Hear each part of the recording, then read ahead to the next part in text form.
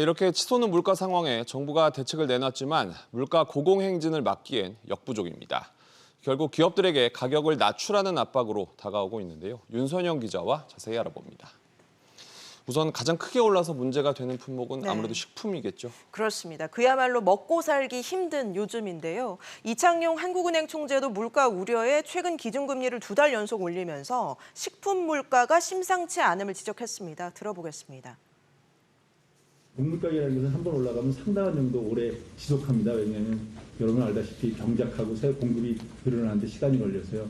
식료품과 관련된 여러 품목의 물가가 상당한 정도 오래 지속돼서 내년에도 그래서 정부가 며칠 전에 물가 대책을 내놨는데 효과가 있을지는 의문이죠. 결론부터 말씀드리면 정책만으로 물가를 잡기에는 역부족입니다. 물가가 오르는 건 우리나라뿐 아니라 세계적인 문제인데요. 아시다시피 우크라이나 사태 장기화 같은 해외 요인이 크기 때문입니다. 그렇다고 정부로서는 손만 놓을 수 없으니 해외에서 수입을 해오는 돼지고기나 밀가루 등 이런 원재료에 붙는 관세를 낮춰주는 내용을 중심으로 대책을 내놨는데 이 대책으로 물가가 얼마나 떨어질지를 봤더니 정부 추산에 따르면 0.1%포인트밖에 안 됩니다.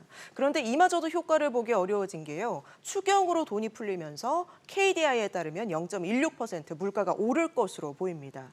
정부가 추가적으로 내놓을 수 있는 대책도 유류세 인하를 연장하는 것, 또 교통요금을 유지하는 정도입니다. 서민 생활은 팍팍해지는데 정책으로 해결이 안 된다면 결국에는 업계로 부담이 넘어가지 않겠습니까? 네, 업계 입장에서는 원재료 값은 오르는데 제품 값을 올리기 힘든 그런 상황인 거죠. 정부가 가격 통제하는 시대는 지났다라고 했던 추경호 경제부총리가 어제 경제단체장들을 만나서 한 말을 두고 논란이 불거졌는데요. 들어보겠습니다. 긍정적인 가격 및 임금 인상은 오히려 인플레 악순환을 야기시킬 수 있다는 점을 고려하여 가능한 범위 내에서 생산성 향상 등을 통해 가격 상승 요인을 최대한 자체 흡수해 주시기를 각별히 부탁드립니다.